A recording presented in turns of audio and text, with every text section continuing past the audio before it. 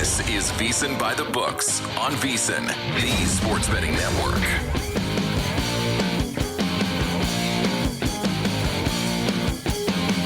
It is the Friday edition of VSiN by the Books. Dave Ross here, downtown Las Vegas at Circus Sports. Our closer, Jensen Lewis, in Omaha with the VSiN crew. Jensen, we got it from what you can tell us on the air to begin this Friday morning show. How was night number one in Omaha? It was good. We had a lot of people exchanging contact info. We had a lot of people coming up and interacting. So there were plenty of Jello shots bought. We have updates on the actual real Jello shot challenge, which at this point we're starting to get most of the people coming in town as far as fans go. We got our first contingent of LSU and Arkansas fans, and we would expect them in earnest later today. We do have massive odds movement in our own VSiN Jello Shot odds board. So stories were told, tall tales were left, and we shall see what we can add for the latest chapter later today. It's like anything else, right? Now that we have new data, we got to switch those numbers and use the data that we found last night there at Rocco's and see how that's going to play into day number two. A great show lineup here on this Friday. Greg Peterson's going to join us here in this very hour. Hour number one to break down his Major League Baseball card. And yes, we've got day baseball for Greg, so I know he's going to be happy about that. Lou Fittacaro, we'll look at, hour number three is going to be spectacular. I get so choked up when you look at the guest list here. Lou Fittacaro is going to join us right off the top here, Jensen. That's going to be spectacular. Really interesting main event tomorrow night. Joaquin Buckley against one of the greatest 170-pounders of all time, and Kamaru Usman. So we'll talk about Usman as an underdog with Lou and see if we can find some gems on that card. Billy Body is going to be in studio here with me at Circa in Las Vegas. We'll catch up on Billy and everything going on in the world of soccer. And oh my goodness, what a night last night down in Sunrise, Florida. Yes, the sun did come up or will come up in Florida today, but a wild turn of events there. Jonathan Davis, JD is going to join us in hour number three to look ahead now to a series that is knotted up at 2. And without further ado, that gets us to our highlights and headlines. Help your bottom line with today's highlights and headlines. Okay, Jensen, history of the NHL. You go up 3-0 in the Stanley Cup Final game, you get the win. Until last night. So, teams that led 3-0 in the Stanley Cup Final game, 37-0. 37-1 now. Unbelievable comeback by Edmonton. Down 3-0. They score the next 4. They pull Stuart Skinner. Calvin Pickard comes in there and plays lights out. Does give up a goal in the final seconds of regulation to force overtime. And then in OT, it's Leon Draisaitl with the game winner.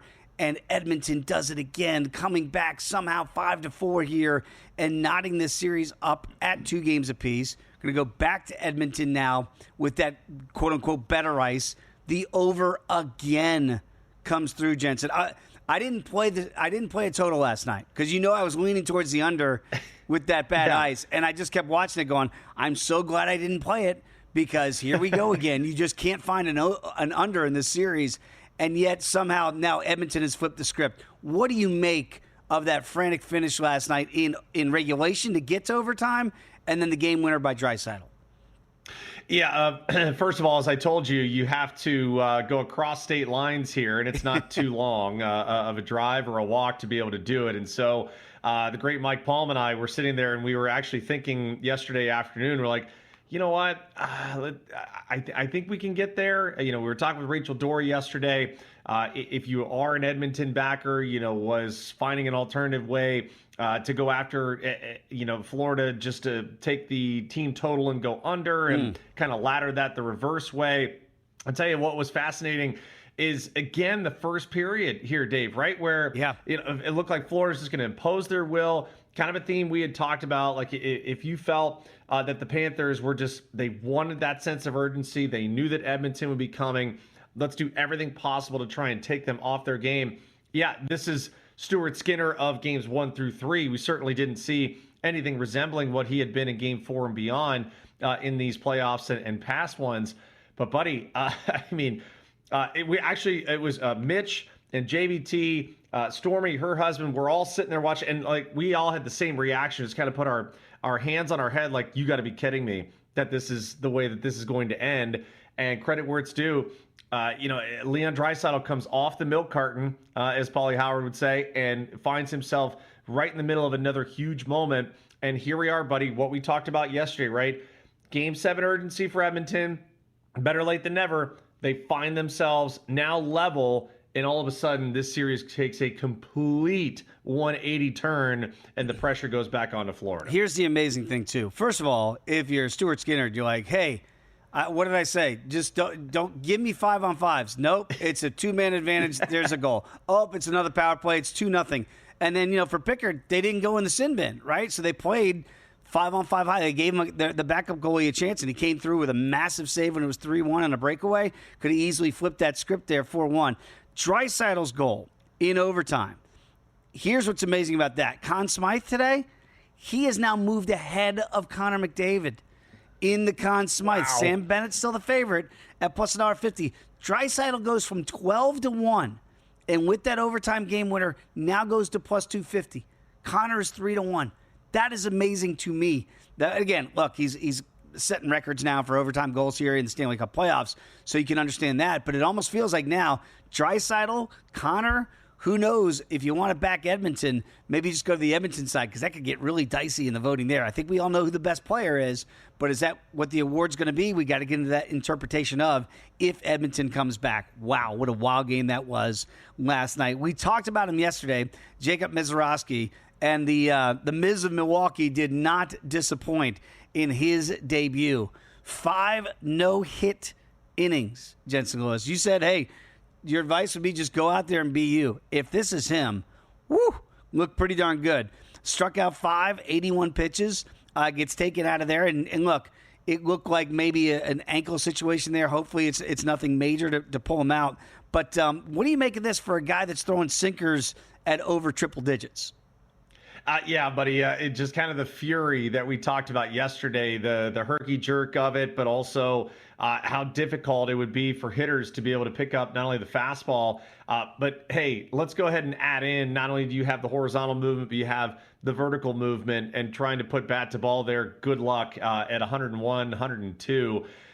Yeah, you hope he's fine. It was a weird dismount, buddy. The way he finished that one throw, and then it's still in my mind. I'm like, how in the heck did he do that? How did he roll it the way that he did? It's just a normal release, and all of a sudden, that's what happens. So obviously hope he's okay, but you understand why the hype is what it is now, Dave. I mean, looking at what this kid brings to the table, not to say you want to jump on him for Rookie of the Year at this point, but hey, if he's going to be in the rotation for the rest of the year and he puts up stuff like this, good luck hitting this guy, because that was a phenomenal debut. 6-0 shutout win for the Brew Crew in this one. So cash all those numbers there. Under, by the way, was 7.5, and it stays under, even though the Brew Crew gets 6 by themselves. That's how good Mizorowski was yesterday.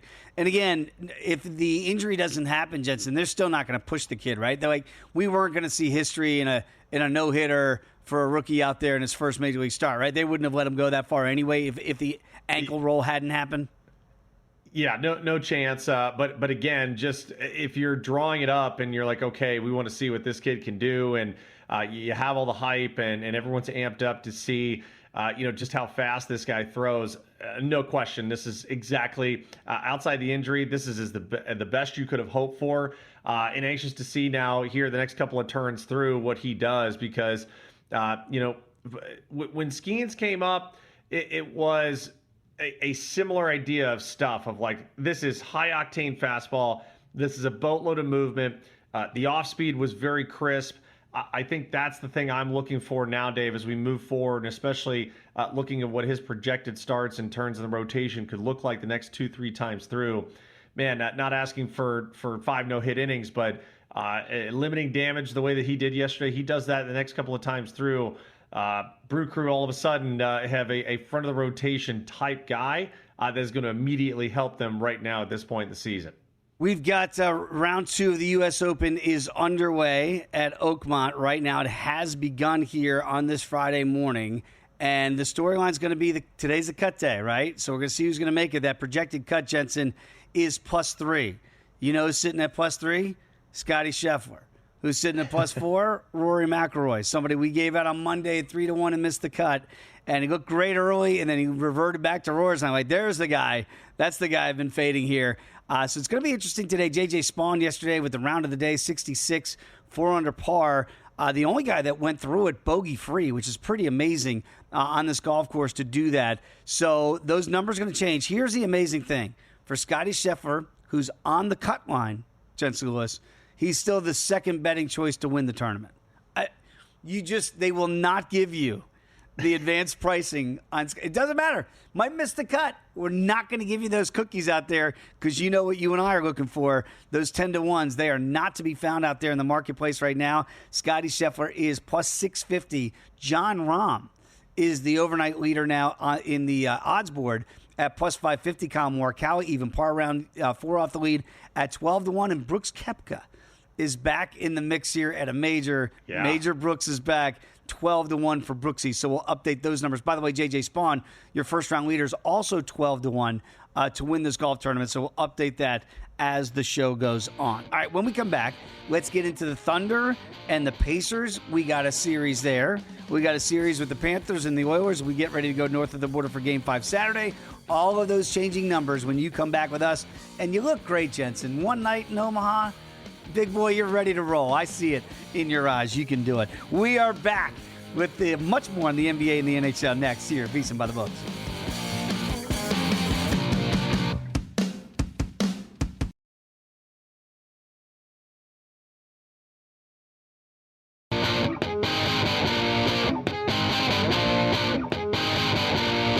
You're tuned in to VSiN by the Books right here on VSiN.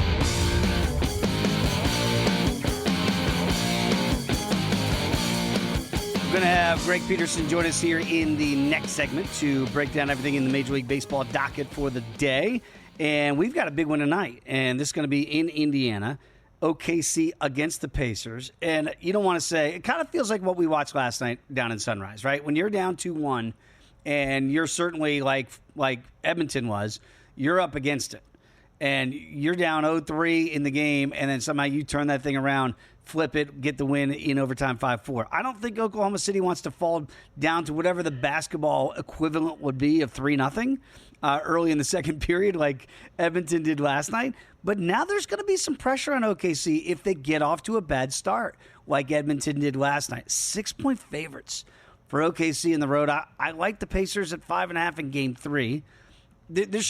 There should always be a sense of urgency, Jensen. This is the NBA Finals or the Stanley Cup Finals. It shouldn't need to be, now we really got to turn it up a notch here, right?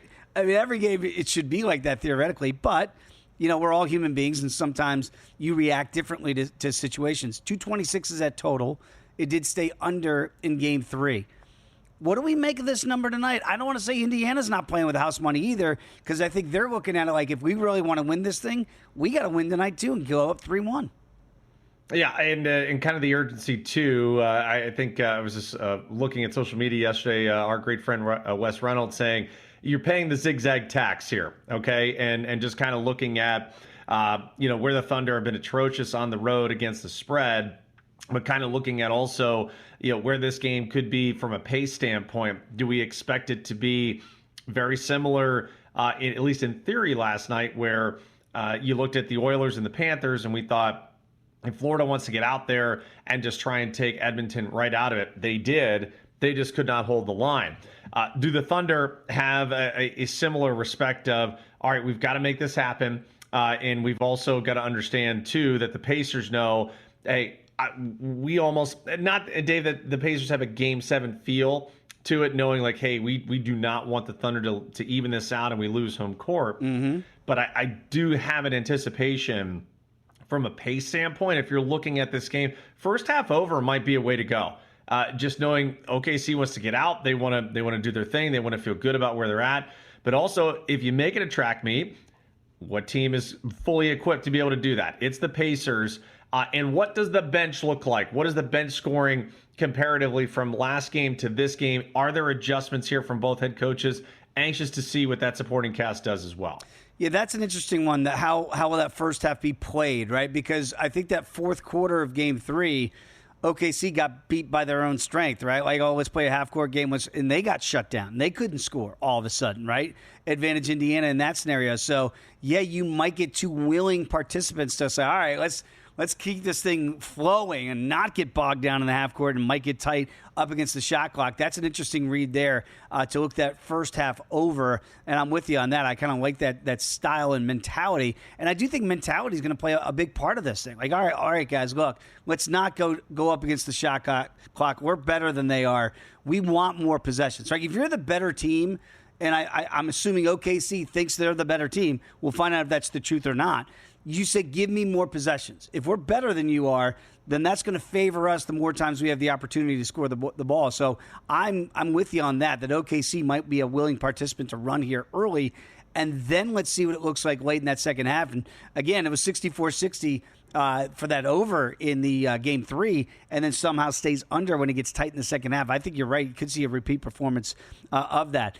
Does it have to be SGA tonight, Jensen? We talked about it a little bit where we thought it had to be Connor McDavid last night, and yet Connor did not score, and yet the Oilers still get the win despite not getting their heroics from McDavid. Does it have to be SGA, or can it be the others like a Jalen Williams?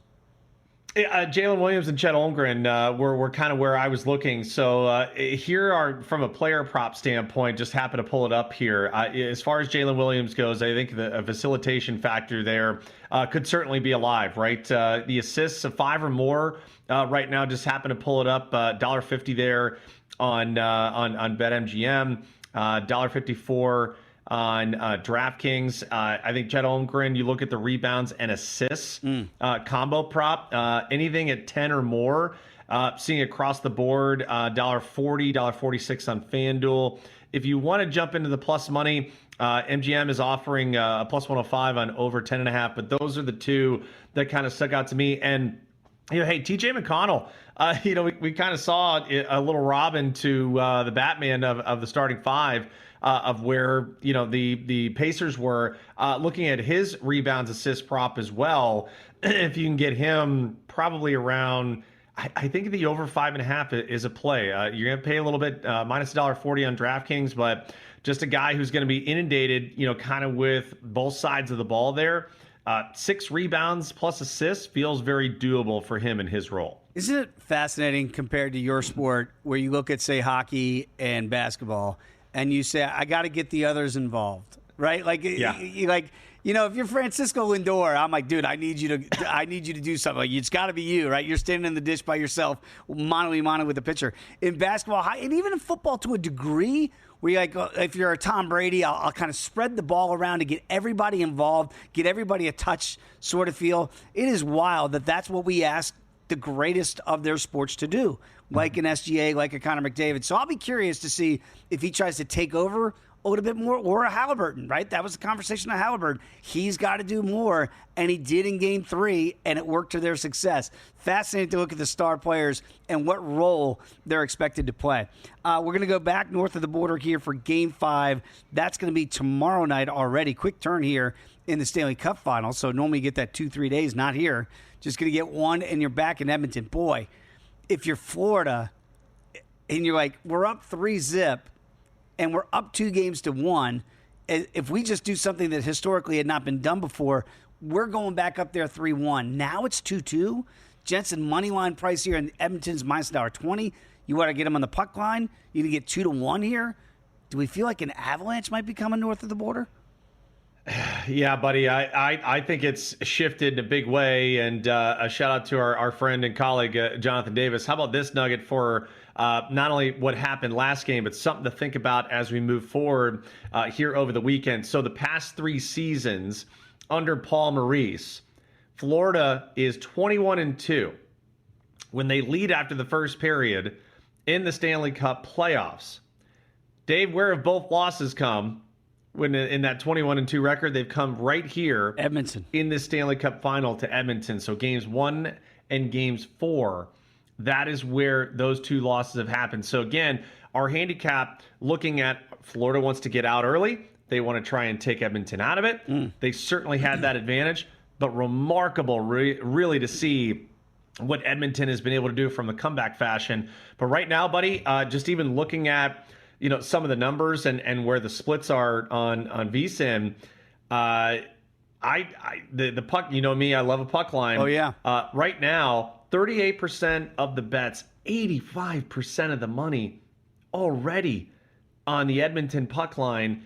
And, just a tick over 53% of the bets, 64% of the money on just the money line at $1.20 at DraftKings. So here we are. And I'll be the first to admit it. Like I was with you last night. Rachel Dory presents us the physics lesson and all the issues about the ice. I'm like, yeah, this is an under. And then you have the comeback the way that it was. If Florida just kind of plays a semblance of defense, that under probably gets home.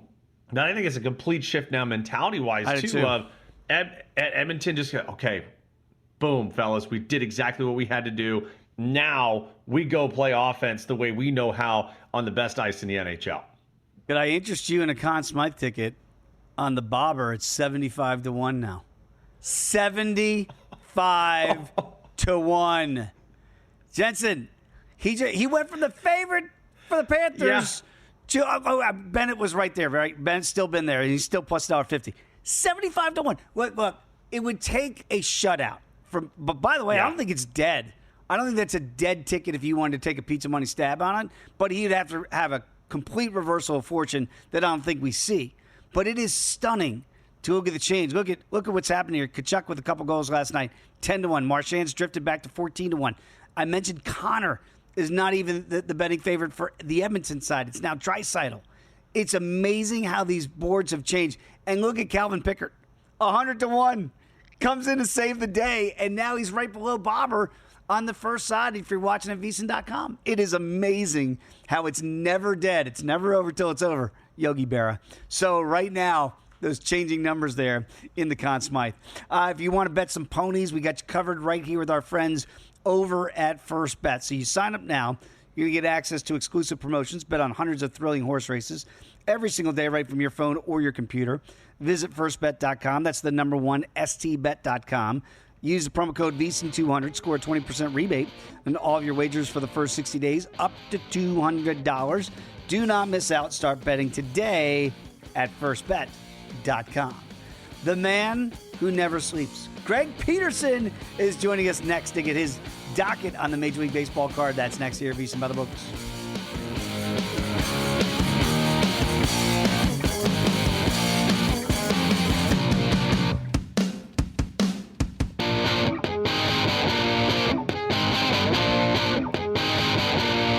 You're tuned in to VSiN by the Books, right here on VSiN. We continue the Friday edition of VSiN by the Books. Dave Ross, Jensen Lewis here with you on this fine Friday. Jensen, I know we want to get some reviews on the Jello shots, and I think maybe our next guest would like to have some questions and answers with you about that. The one and only Greg Peterson. Give him a follow at GUnit_81. Joins us here in the Progressive Guest Line. I mean, Greg, you do these beer reviews here across the network, which are spectacular. Have you ever done a Jello shot review?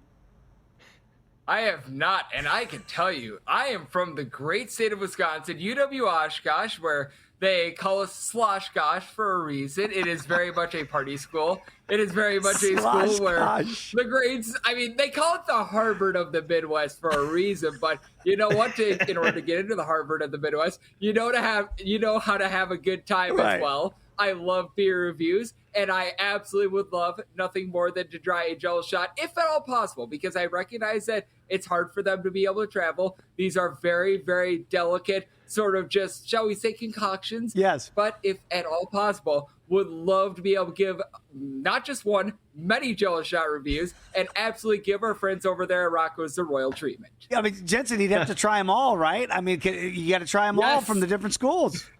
I'm up for it. And yeah, the unique part, and I think, Greg, you're well equipped to do this, is you have 4 flavors, basically. So you get to choose not only the flavor, but then also, which school you want your tally added to. So all I can tell you, they're sneaky, man. And for those of us in the Midwest, we know how to stay warm, in the cold months. It is refreshing. I'll give you that. Like it's sneaky potency, but it is very refreshing. Like yesterday, the sun was out on the patio. Very refreshing. Get to come into the AC. But yes, if there's anyone that can get to the bottom of not only the shots, but also the reviews, it is our man, Greg Hoops Peterson. I think you are definitely the man for the job there. We know for Pittsburgh, the man for the job is always Paul Skeens. It's Paul Skeens Day here for the Buccos. They're going to be in Chicago taking on the Cubs. Low total there of 7. But, Greg, I talk about this in parlance with the U.S. Open, right? It's so hard to get a fair number on a guy like Scottie Scheffler, no matter where he is in his particular round. Are we getting to that point with Paul Skeens? Because I see that the Pirates obviously are like $1.30 on the first 5, and yet the Cubs are the favorite for the full game at a minus $1.15. How do you navigate a Paul Skeens performance? Yeah, it's really tough because with Paul Skeens, you know that he's going to go out there. He's going to be all about his business. You know that you're getting his best. .188 ERA this far this season, giving up a half home run per 9 innings. Here's the issue with Paul Skeens, though. It's everyone not named Paul Skeens for the Pittsburgh Pirates and all the schlubs around him. 29th in the big leagues in terms of runs per game. Bullpen that has let him down time and time again. Like, the team is 6-8 right now with him posting up a sub-2 ERA. This is Jacob deGrom 2.0, what we're witnessing right now. The guy goes out there, he gives you a great performance, and everyone else finds a way to give the game away. And now they have to face off against the Cubs team that entered in the day on Thursday, number 1 in the big leagues in terms of runs per game, and with the Chicago Cubs, number 1 in terms of bullpen ERA over the last 30 days as well. And it's not even close. Cubs bullpen over the last 30 days, sub 1.2 ERA. No team below a 237 outside of them. These guys like Daniel Palencia and Drew Pomeranz have come from absolutely nowhere for the Cubs. And Cade Horton, I always like to call him Cade Horton, here's a who. He's been doing a rock-solid job as well. 4.11 ERA, right around there with regards to fielding dependent. If he can continue to do that, and the Cubs can get into the bullpen, because the wind is going to be sort of blowing directional to begin the game, and then blows out as the game progresses, I do think that the Cubs get the job done here, and that's a big reason why I did bet them on the money line. I do like the Cubs. I think it's a great spot, and appreciate that sentiment too. We will also highlight Paul Skeens and the Cubs coming up in Daily Diamond. So great minds think alike here, Greg. I think also great minds, you and I targeting the Phillies today. Rarely do we get to see them as quote unquote home run line underdogs, but that is the case at some of the books here. Short money line price, though, in a very intriguing matchup. Kevin Gausman going for the Toronto Blue Jays. Your handicap for this one, and potentially a total play as well. Absolutely. I do like the over here because for Kevin Gausman, he just hasn't been sharp for the Toronto Blue Jays recently. Out of his last 9 starts, he has given up at least 3 runs in 6 of them. Now, the fielding independence is a little bit better than that. Gausman's still not giving up a ton of homers, but outside Kyle Schwarber, it's not really the depot that you fear when you're going up against the Philadelphia Phillies. It's these guys just time and time again being able to move the line. And for Ranger Suarez, I do think that there's a little bit of regression doing for him as well. He has given up just 6 runs over the course of his last 6 starts. Keep in mind that he gave up 7 runs in his first start since coming off the injured list, and that's always something that you want to throw away. For those that watch baseball, typically when a guy is making his first start coming off the injured list, there's a little bit of rust. They need to get the kinks sorted out, and he's been able to do so ever since then. But I do think that for this Phillies team, they get to the Blue Jays bullpen as well, which has been very good recently. But I think that they're riding a little bit high as well. Obviously, with Philadelphia Phillies, it's been a little bit rough with their bullpen as well ever since Jose Alvarado decided that he was going to take weight loss supplements and get suspended for 80 games. But I do think that for the Phillies, find a way to get to Gausman. I do like the fact that Kyle Schwarber has done what he's done, even with having Bryce Harper out. These guys like Trey Turner, Nick Castellanos, they're doing a good job finding a way on base. I do think that they find a way to get to Gausman, get that over, and get the money line. The old weight loss supplements get you every time, Greg. Mets, the Mets and the Rays are going to do should be a really interesting series this weekend up there in New York City. Now, the Mets right now feel like the heavyweights, and maybe the Rays feel like the light heavyweights in this scenario, but they're playing really good baseball too. Is this a little bit punching out of their weight class? Can the Mets keep this good vibes train rolling?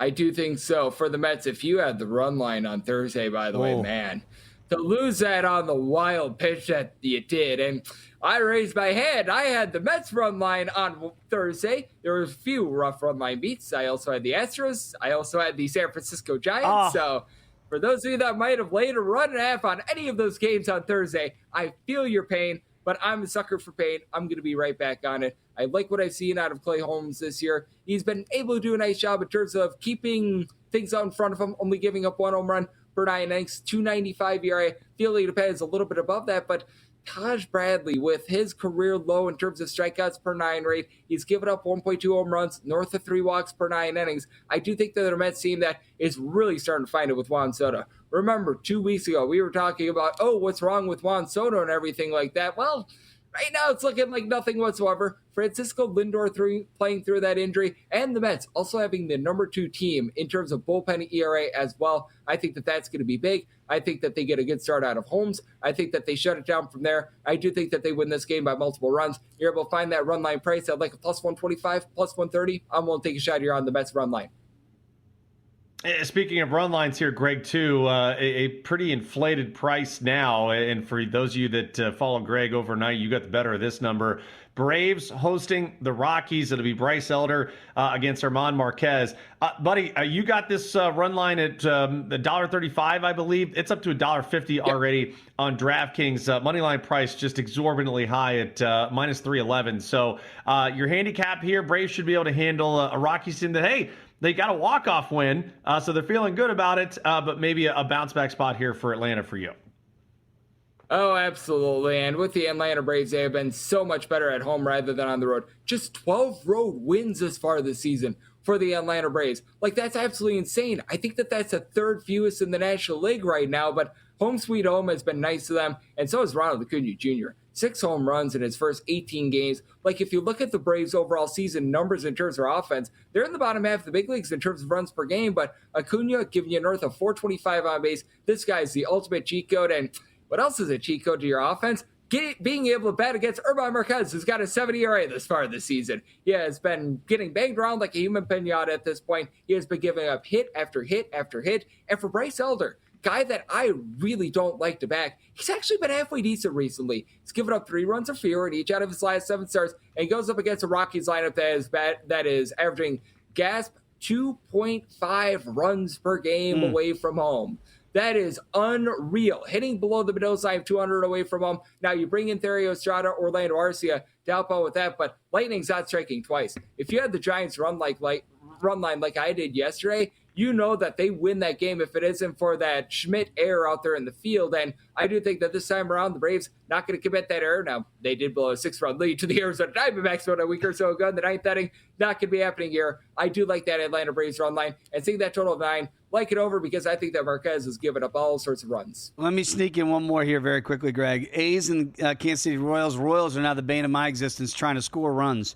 They just couldn't seem to do it against the Yankees here. Can they get some offense going again, or do you think that really we're going to get 2 depressed offenses? Yeah, with the Kansas City Royals averaging less than 3.1 runs per game at home. And Luis Severino might have some of the most demonstrative home and road splits I've ever seen. For Luis Severino, right now he is giving you an ERA of a 7.10 at home. When he is on the road, 0.87, getting a total between 8.5 and 9. Sign me up for the under there, as I do think that the Royals get into the bullpen. I do like the Royals to be able to cover that run line, but give me that under as well.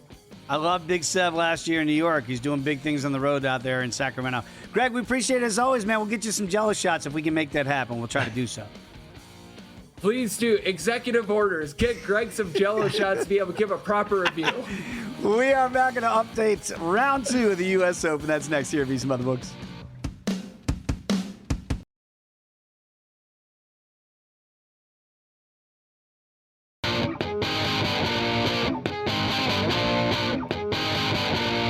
You're tuned in to VSiN by the Books, right here on VSiN.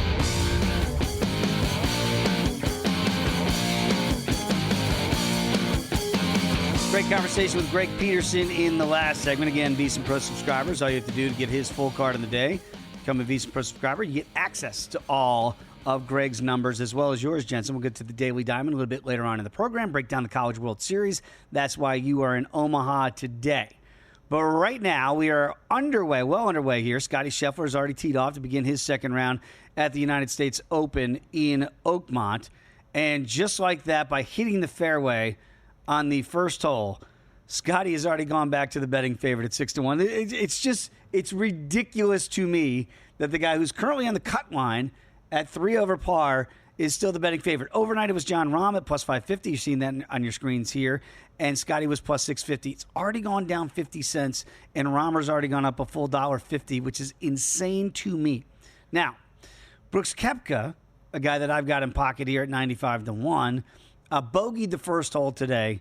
So he's already back to 1 under par for the tournament, 3 off the lead of J.J. Spaun. So he's drifted from overnight 12-1 to 14-1. But Jensen, I'm watching that round yesterday. He didn't even play that well, Major Brooks. Yeah. And yet he can just kind of figure out a way to flip this switch. Today really feels like the key for me if you're a Brooks backer like myself and or Bryson DeChambeau. Obviously, Scotty Scheffler, I don't think we ever count him out as long as he's still ticking in a golf tournament. But for some of these other guys, namely Brooks, Bryson, Rory, today feels like moving day, right? They can't wait and get to a Saturday. They got to make their moving day today. I agree. And I think the other part of it, too, is are we more impressed by guys like John Rahm or J.J. Spaun, maybe, and a Rahm or a bigger name that we're like, okay, the recent form felt like he'd be a guy to target. J.J. Spaun, and they even made a big deal about it. I'm sure you heard it as well in the coverage, Dave, just talking about that playoff with Rory McIlroy and how he was not necessarily ready for the emotions of it, but very much an overwhelm. Remember, you and I were doing the show. We were so lucky we had it going live when we were doing it. We're like, oh God, like this looks like the David and Goliath at this point. It looks completely overmatched. So I think that was the cool part about yesterday. I know we talked about, hey, guys going off early, take advantage of maybe a very gettable part of the course. And then we saw, boy, the course really get up on its hind legs and say, all right, come on. That's right. Let's see what you got. So I'm kind of anxious to see this morning group where, Dave, from the mentality of you don't have a long time to wait overnight to think about your round positively or negatively. You got to get back out there, and let's see how they do this morning. Oh, that's a great point. In that, if you think, look, 10 guys were under par in the red, as we say, yesterday.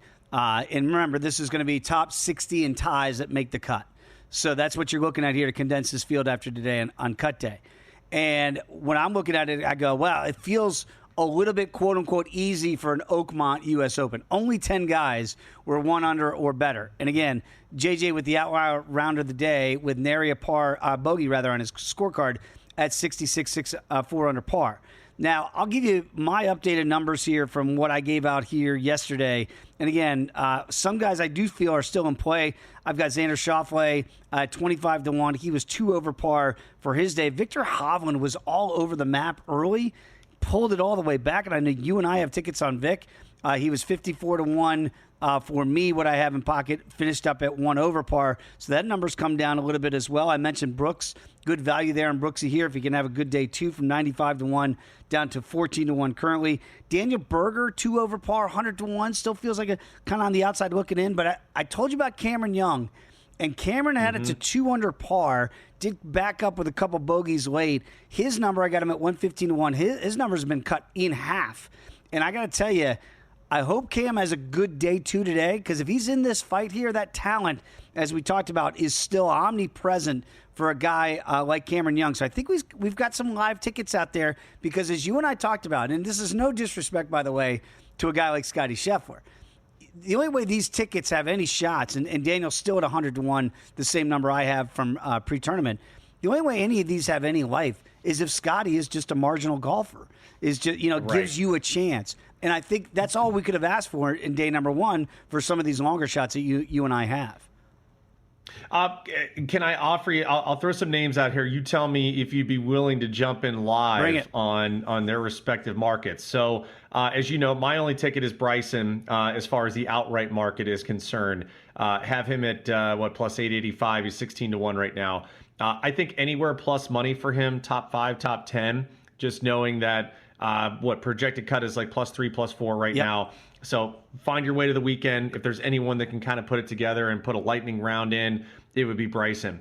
Are we surprised by Jordan Spieth with how he's played? Pleasantly. Looking at looking at some of the top, so 330 plus top for top 5, and then plus $1.60 at top 10. I thought those were quite intriguing markets as well. And then, of course, one of our favorites, the Big Swede in Ludwig Oberg, 28-1, but plus 450 top 5 and plus 250 top 10. Like, just thinking of some juicier numbers of names that where you and I look at it and we assess this market of, I mean, you want to hit your wagon to other ones. I get if you want to jump on Spawn right now, just knowing where he is positionally. Colin Morikawa. I know we've been burned by him in the past, but those were other names, Dave, that I'll throw back to you of, hey, especially in the positional markets and the finishing spots, those felt pretty good, especially with the majority of them at plus money. Yeah, I don't think anything for me would scare me off those names that you just mentioned at those price points because, as we mentioned here, if just by watching day one, and I think it's really, you've got to watch this stuff to see what we think the winning score can be. I'm still convinced this winning score could be low under par, like 1 or 2 under par. Could still be the winner. So, look, if J.J. Spawn goes out there and duplicates what he did today and bogey free round, you tip your cap. But I just don't see that happening.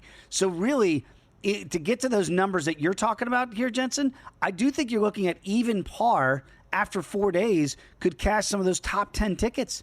I think that's what we're still looking at. So, I wouldn't be deterred from that. Now, look, would I stay away from Rory? Yes, because you and I talked about that well before the tournament, that I just don't know where his headspace is. And after starting off 2 under and then ending up 4 over, if things go south, I wonder if he's not going to be able to fight back. We always talk about fighting for your betting dollar. Bryson DeChambeau is going to fight for your betting dollar. There's no doubt about it. Scottie Scheffler is going to fight for your betting dollar. Those guys are going to be in the fight. I saw Victor Hovland fight for your betting dollar. Colin Morikawa do that yesterday as well. So there were rounds that could have gotten away and guys that kind of pulled those in.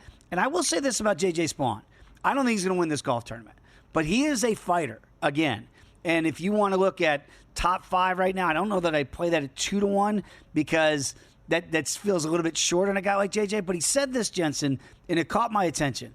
He said he heard, like you and I and everybody else had heard, how hard the golf course was going to be. It's going to punch you in the face. And he said he's watching the videos like everybody else. And he said, I knew it was going to be hard. And he said, and because of that, it kept me engaged. It kept me mentally engaged. He goes, I play better when I'm a little bit intimidated. How about that? So like he said, when sometimes I don't have any fear, I get lazy. There's lazy shots that come. How about that mentality of, it scared me straight, this golf course, and because of it, I was in tune with every single shot. That is a mentality that you have to have on a golf course like Oakmont. And I got to tell you, when I heard that from J.J. Spawn, I went, wow, that's a different perception that I hadn't heard. Scared straight almost, and that's why he played great golf yesterday. What do you think of that mentals? Yeah, and again, kind of the way you have to approach specifically not only the competition of who he's going up against, but the course in of itself, right? And I think that's probably, as we talked about Wednesday, we were very anxious to hear from a lot of different golfers on how did the course treat you, and more importantly, guys that went off early yesterday versus guys that went off later, because now we get the role reversal. Right. And with a day in, how did it affect shot making? How did it affect shot selection, placement? Again, obviously, being in the fairway has so many more advantages with the way the rough played yesterday and what we anticipate moving forward. But yeah, that's why I said I look at Spawn in all the. I mean, he's still $1.10 top 10. He's 2-1 in top 5. Like, I still think those are very advantageous prices for a guy like that, the way that he's already gotten out in the field. I'll just say the early returns here, day 2, not good. Golf course is winning. Brooks Koepka 1 over through 1, back to 1 under. John Rahm bogey on 1 as well, so he's back to even par, 4 off the lead. Russell Henley, Jordan Spieth, pars early on. Only one guy I'm seeing right now, Matt Wallace, that's gotten off to a good start here with a birdie on his first 2 holes here. So, again, the golf course looking tough early, but that's what you expect. It's Oakmont. It's a U.S. Open. It's going to be tough. Betting splits, you can have access to those here when you become a VSiN Pro subscriber. As little as $9.99 for your very first month. You get those numbers not just from me at Circa, but also DraftKings. So you have many different options to break down these games. When you use those betting splits, you are going to bet smarter. So check it out today, VSiN.com/subscribe. Back with hour number 2 in just a couple minutes.